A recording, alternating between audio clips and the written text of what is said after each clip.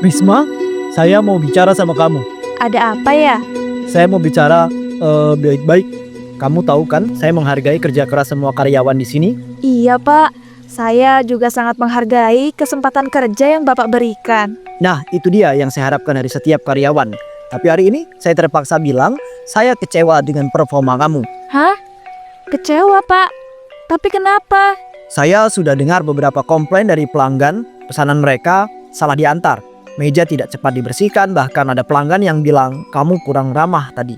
Saya benar-benar minta maaf Pak. Tadi memang sedikit kacau.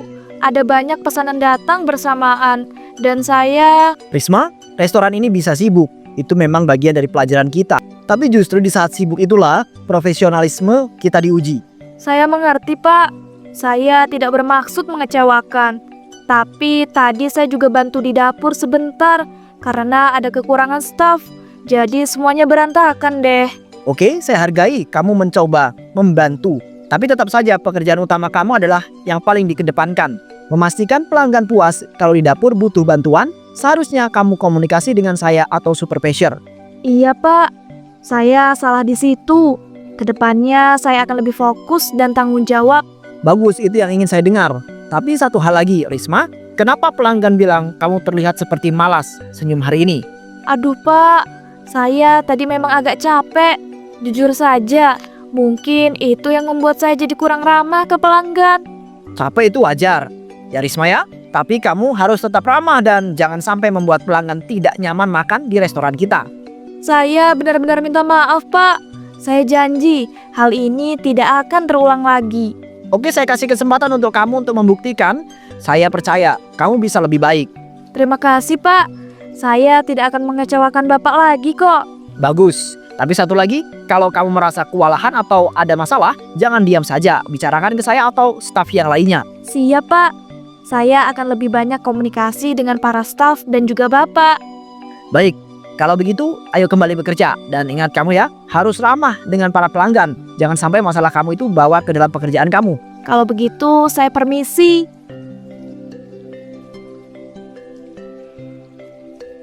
Risma pun kembali ke dapur.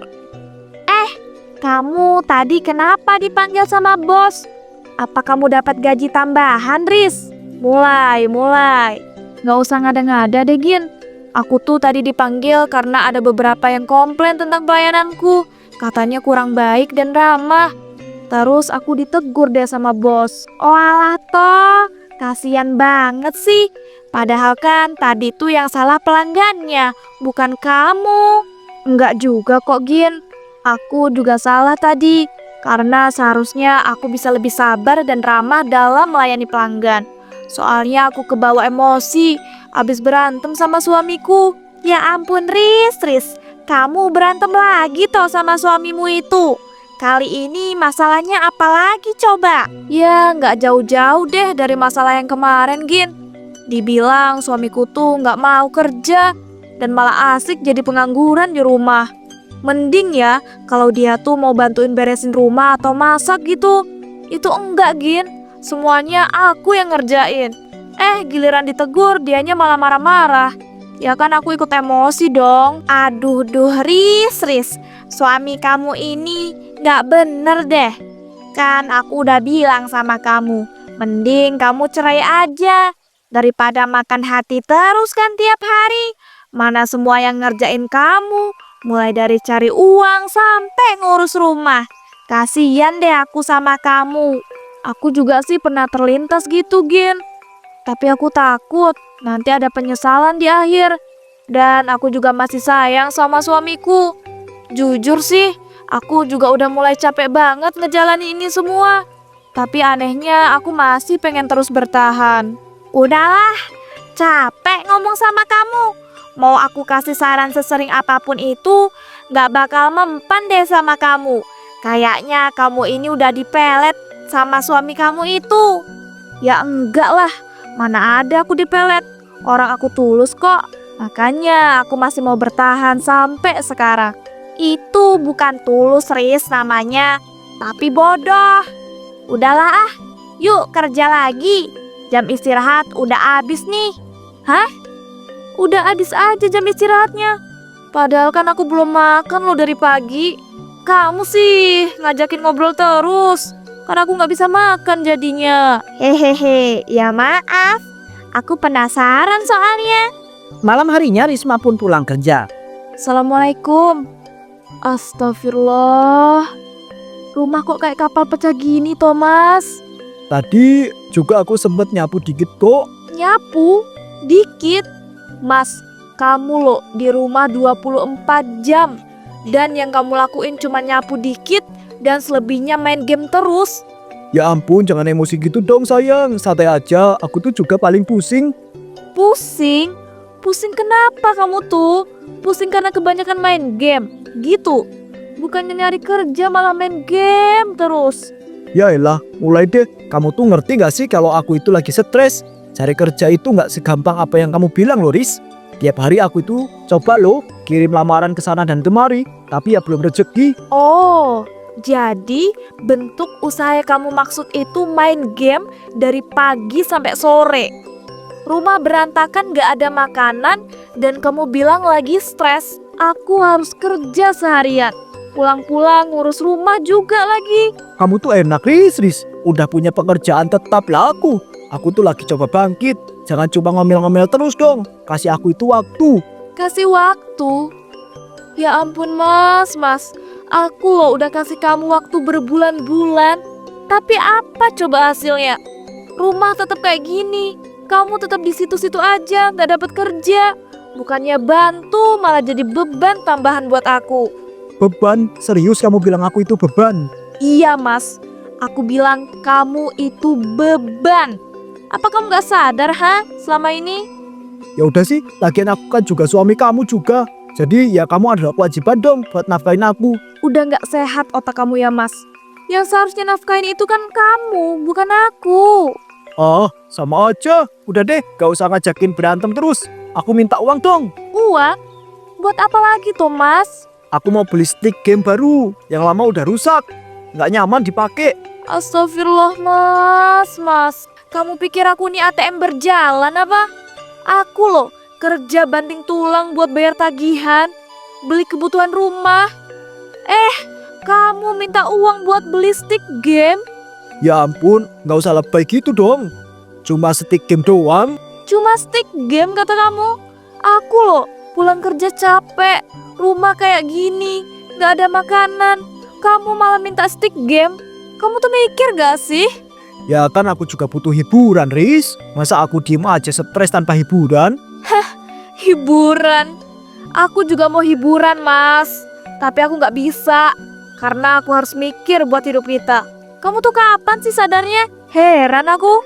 Kamu kira aku itu gak usaha? Kamu tahu apa soal susahnya cari kerja? Aku gak mau tahu mas. Yang aku tahu aku kerja keras sendirian. Sementara kamu cuma bikin beban. Kalau gitu, yaudah bisa aja aku. Aku juga capek dengerin kamu marah-marah terus tiap hari. Risma pun akhirnya bercerai dengan suaminya. Keesokan harinya pada saat akan bekerja, Risma dan semua karyawan dikumpulkan di ruang Pak Jaya, bosnya. Selamat siang semuanya. Maaf kalau saya harus mengumpulkan kalian pagi-pagi begini. Tapi saya punya sesuatu yang sangat penting untuk disampaikan. Itu kenapa ya? Kok muka Pak Jaya kelihatannya serius banget? Aku juga nggak tahu. Tapi kayaknya ini nggak bagus deh.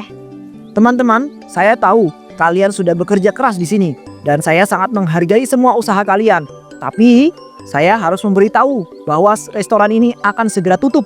Tutup, Pak? Serius, Pak? Kok bisa? Ya, Risma, Rani, ini keputusan yang sangat berat buat saya. Restoran kita sudah berjalan bertahun-tahun dan saya tahu kalian semua sudah banyak berkontribusi. Tapi keadaan finansial yang sudah sangat buruk, saya terlilit hutang cukup besar. Tapi Pak, restoran ini kan selalu ramai. Apa nggak ada cara lain untuk menyelamatkannya? Saya sudah mencoba berbagai cara, tapi hutang ini terlalu besar untuk saya tanggung. Jadi satu-satunya cara adalah menjual restoran ini. Pak, kami sudah lama loh kerja di sini. Gaji di sini lumayan, cukup buat bantu keluarga. Tapi kalau restoran ini tutup, kami harus gimana, Pak? Saya tahu ini sangat berat buat kalian. Risma, saya juga nggak mau kalian itu kehilangan pekerjaan. Tapi saya benar-benar nggak punya pilihan lain. Tapi Pak, restoran ini bukan cuma tempat kerja buat kita. Ini udah kayak rumah kedua. Kita semua udah kayak keluarga loh. Rasanya berat banget kalau harus kehilangan ini semua. Iya, Pak. Kita tahu Bapak pasti berat ambil keputusan ini. Tapi tetap aja kita semua merasa sangat sedih. Saya minta maaf ya. Saya benar-benar berterima kasih untuk semua kerja keras kalian. Saya nggak akan pernah lupa apa yang telah kalian lakukan untuk restoran ini. Kita masih punya beberapa hari sebelum restoran benar-benar ditutup. Saya harap kalian tetap berprofesional sampai hari terakhir sekali lagi. Terima kasih banyak untuk semuanya ya. Setelah pengumuman selesai, suasana restoran berubah menjadi sangat muram. Risma duduk di kursi di dekat dapur. Ia sangat sedih dan juga bingung. Beberapa minggu kemudian, Risma menelpon teman lamanya. Halo Ton, gimana nih? Apa udah dapat lowongan kerjaan buat aku? Duh, maaf banget nih Riz. Aku belum dapat informasi tentang lowongan pekerjaan buat kamu. Aku udah tanya beberapa kenalanku tapi katanya emang lagi pada kosong. Duh Jan, gimana ya? Duh, ya udah deh, makasih ya Ton udah mau bantuin aku. Kalau gitu aku tutup dulu ya teleponnya. Tapi nanti misalnya udah ada lowongan kerjaan, langsung kabarin aku aja ya. Ya Riz, siap. Tenang aja. Aku harus gimana ya sekarang? Coba deh, aku cari tahu di internet tentang lowongan pekerjaan atau usaha apa gitu yang bisa aku coba. Wah, makanan apa nih? Oh, namanya rice ball. Wih, ternyata banyak banget yang suka. Apa aku coba jualan ini aja ya? Keesokan harinya Risma bertemu dengan Tono. Maaf ya Riz, aku belum bisa bantu kamu dapetin kerjaan. Iya, Ton. Nggak apa-apa kok. Santai aja. Kamu tahu nggak makanan yang lagi tren yang namanya rice ball? Ya nasi diisi sama berbagai lauk, itu bukan sih? Ih, iya bener banget lagi. Wah, ternyata kamu tahu ya. Ya dong, gini-gini aku juga suka mantau apa yang lagi tren dan viral. Ton, menurut kamu gimana nih kalau aku jualan rice ball itu? Ide yang bagus Riz, apalagi sekarang katanya peminatnya lagi pada banyak banget. Tapi kira-kira modalnya gede nggak ya? Kayaknya sih lumayan sih Riz. Kan bahan dasarnya nasi, sedangkan beras sekarang masih suka naik harganya. Belum beli isiannya juga kan? Iya juga ya. Duh, kayaknya uang tabunganku nggak cukup deh buat modal. Aku ada ide loh Riz. Tapi kayaknya kamu gak akan setuju deh. Hah? Ide apa tuh Ton? Udah, kamu kasih tahu aja. Masalah setuju nggak setuju mah belakangan. Gimana kalau kita itu pakai nasi bekas yang dibuang sama restoran-restoran gitu? Ya kan Riz? Terus kamu kasih boraks biar nasinya enak lagi dan gak basi. Hah? Tapi emangnya nggak bahaya kalau dijual dan dimakan sama pembeli? Ya kayaknya sih bahaya. Tapi mungkin bisa kita akalin dengan ngasih borak yang sedikit aja biar gak terlalu bahaya. Daripada nanti modal kamu gak cukup kan? Iya sih, benar apa kata kamu. Ya udah deh kalau gitu, aku akan coba. Ya Riz, santai aja. Wih, ternyata ada nih nasi yang masih lumayan bagus. Langsung aja deh aku bungkus semuanya. Tapi jangan sampai ada yang lihat aku nih. Saat di rumah. Nah, oke. Aku udah punya nasinya. Tinggal aku kasih beberapa tetes boraks. Sepertinya harus aku diemin dulu deh selama beberapa menit. Wah, ternyata bener loh. Pakai boraks bisa bikin nasinya kelihatan bagus. Mana bau basinya juga hilang lagi. Bener-bener ampun nih boraks. Oke deh, tinggal masak isiannya aja. Aku coba pakai isian sambal ayam dulu deh. Nanti kalau udah laku tinggal nambah varian isian ayamnya. Beberapa saat kemudian, Akhirnya selesai juga semuanya. Tinggal aku jual aja deh. Rice ball, rice ball. Mas mbak dibeli. Murah dan enak loh. Ini makanan yang lagi viral itu loh. "Oh, Mbak, ini beneran rice bowl yang lagi viral itu?" Iya mas, bener banget. Mau beli nggak nih mas? Lagi promo. "Boleh deh, Mbak, saya beli 2 bungkus ya." Oke deh mas, sebentar ya, saya bungkus dulu. Mbak, ini makanan apa ya? Ini namanya rice ball pak. Ini nasi yang ada isiannya. Kayak sambal ayam gitu. Bapak mau beli nggak nih? Dijamin enak loh. Boleh deh mbak, saya mau beli buat anak saya di rumah. Satu aja ya. Beberapa saat kemudian jualan rice bowl Risma pun ludes terjual. Wah, gila banget sih. Udah habis aja jualanku. Kalau kayak gini terus aku bisa kaya. Besok-besok aku terus jualan ini aja deh. Beberapa bulan kemudian jualan rice bowl Risma pun sukses besar. Ia bahkan bisa membuka tokonya sendiri. Wah Riz, gak nyangka sih usaha kamu itu bisa berkembang sepesat ini. Padahal baru beberapa bulan kamu jualannya. Salut sih aku sama kamu. Iya nih Ton, aku bersyukur banget. Ini semua juga kan berkat ide kamu. Jadinya aku bisa ambil untung lebih besar. Wah aku seneng ternyata ide aku bisa bermanfaat buat kamu. Tapi Riz, belum ada yang komplain ngeluh sakit perut kan ke kamu? Aman kok Ton, sejauh ini belum ada yang komplain. Soalnya aku kasih tambah boraks loh ke nasi yang udah basi. Jadi gak bau basi dan masih kelihatan bagus. Gila sih, aku gak nyangka kalau kamu itu bakal pakai boraks. Tapi ya bagus juga sih. Ya udah deh, Riz, aku ada kerjaan nih. Aku pamit dulu ya. Oke deh Ton, sering-sering ya mampir ke sini. Ya Riz, siap. Beberapa hari kemudian seorang bapak-bapak datang dan marah-marah ke toko Risma. Mbak, masa anak saya habis makan rice bowl jualan mbak ini perutnya jadi sakit? Bahkan sampai muntah-muntah darah loh anak saya. Pak, jangan asal nuduh ya. Emang Bapak ada bukti kalau bener jualan saya yang bikin penyebab anak Bapak sakit? Mungkin kan anak Bapak sakit gara-gara makan makanan lain gitu? Anak saya sebelum makan rice bowl yang mbak jual tuh gak makan yang aneh-aneh. Makanya saya itu langsung berpikir kalau jualan mbak ini yang kayaknya itu buat anak saya sakit. Ya kalau cuma alasannya kayak gitu ya nggak bisa dong Pak asal nuduh. Nanti jadinya malah pencemaran nama baik loh. Saya bisa laporkan Bapak ke polisi kalau gitu. Tapi mbak, saya juga ngerasa sakit loh habis makan rice bowl yang mbak jual ini.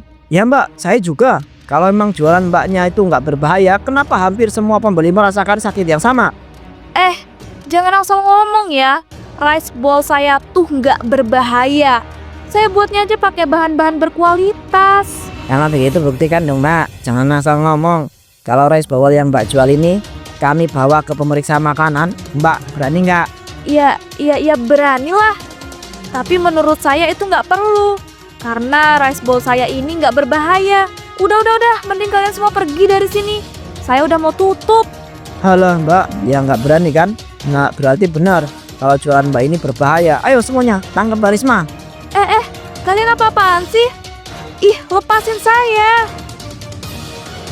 Ikat aja guys, terus kita bakar dia bersama-sama depan toko jualannya yang buat kita sakit. Para pembeli pun mengikat Risma di dalam tokonya kemudian membakarnya. Tolong,